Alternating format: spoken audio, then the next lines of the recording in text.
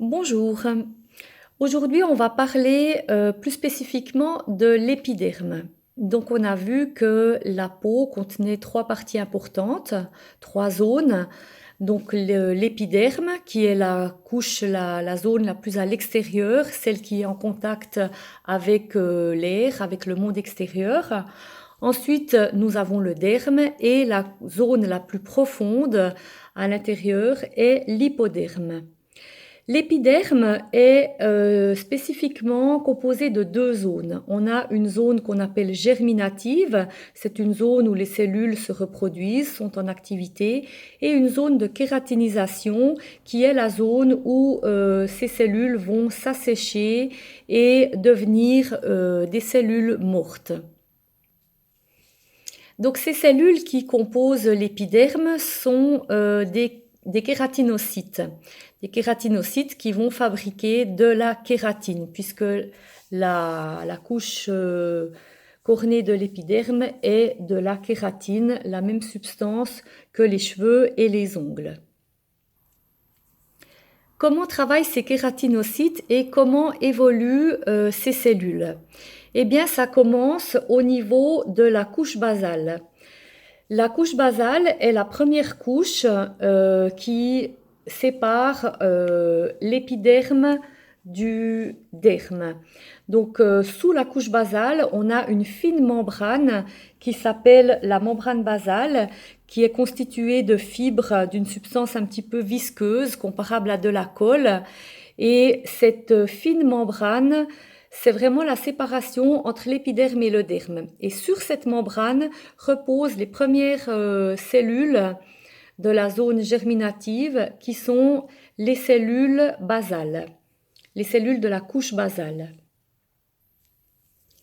Cette couche basale est très fine, elle compose donc qu'une couche de cellules et ces cellules sont dotées de petits prolongements qui vont traverser cette membrane basale pour aller puiser les nutriments dans le derme.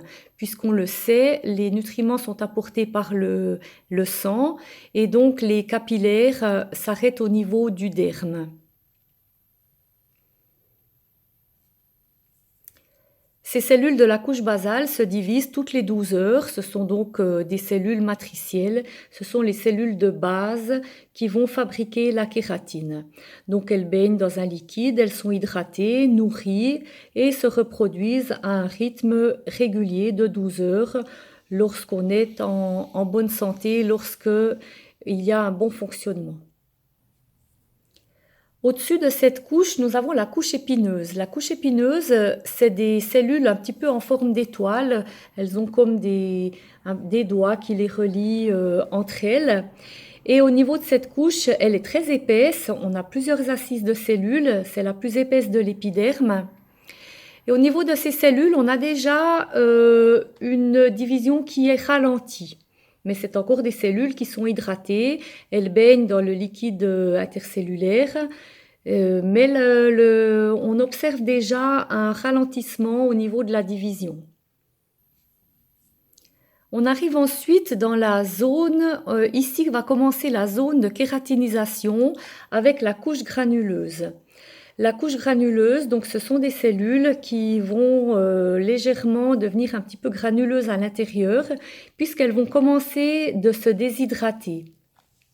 Elles vont perdre le liquide qui les entoure, mais elles continuent de garder encore les corps gras qui sont à l'intérieur. Ensuite, on va arriver dans la couche claire. La couche claire, ce sont des cellules plutôt isolées qui commencent à devenir transparentes, translucides, un peu réfléchissantes au niveau de l'aspect. À ce niveau-là, ce sont des cellules qui sont âgées de 40 jours. Elles commencent à s'aplatir et légèrement à mourir. On dit qu'elles sont en voie de dégénérescence. Donc, c'est gentiment la fin de leur vie. Et lorsque ces cellules de la couche claire meurent, elles deviennent alors des cellules de la couche cornée. Donc la couche cornée, c'est des cellules qui sont plates, qui sont sèches, qui sont totalement kératinisés, puisqu'on l'a vu quand on a étudié la cuticule du cheveu. La kératine, avec l'oxygène de l'air, devient de plus en plus dure. Ces cellules totalement kératinisées peuvent rester environ 30 à 40 jours dans cette couche cornée pour ensuite finir par se détacher spontanément au fil des lavages ou des frottements. Ce sont donc les peaux mortes qu'on a sur la peau, sur le cuir chevelu. Lorsqu'on a des pellicules, par exemple, on parlerait alors d'une desquamation inhabituelle, trop rapide ou exagérée. On pourrait avoir alors des cellules de kératine qui se détachent et qui ne sont pas totalement sèches. On verra ça quand on étudiera le chapitre des pellicules. Donc pour résumer vraiment cette migration des cellules, au départ, on a cette couche basale avec un renouvellement cellulaire toutes les 12 heures qui se fait de façon tout à fait régulière, normale.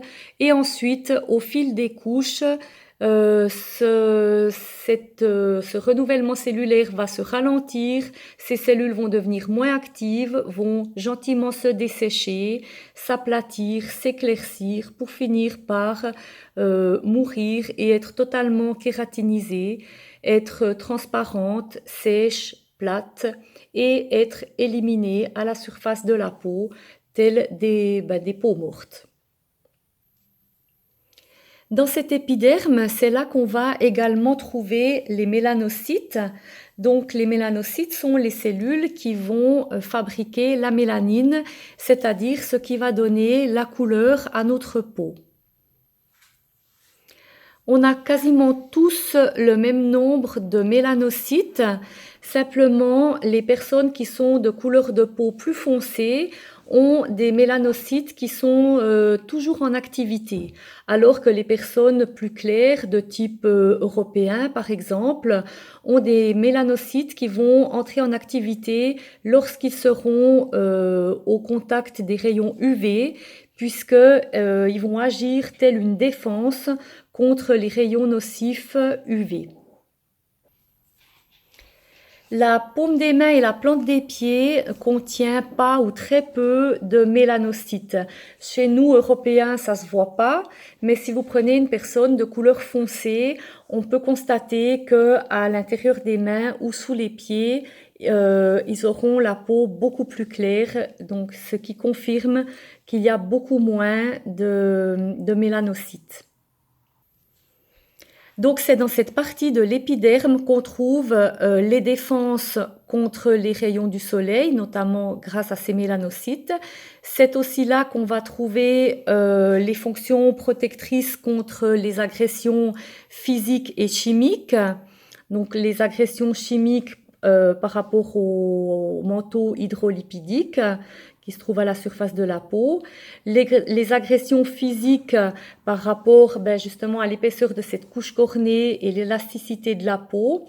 Et c'est aussi dans cet épiderme que va se passer la synthétisation de la vitamine D qui va permettre la calcification des os, donc qui va permettre d'avoir une ossature solide. Donc, comme vous pouvez le constater, l'épiderme est une partie de la peau où il se passe énormément de choses, qui a beaucoup de fonctions très importantes. Et vous verrez que dans le derme, c'est là qu'on va trouver tout ou beaucoup d'organes aussi nécessaires au fonctionnement du corps et de la peau. Donc, on va se retrouver dans la vidéo suivante pour parler du derme.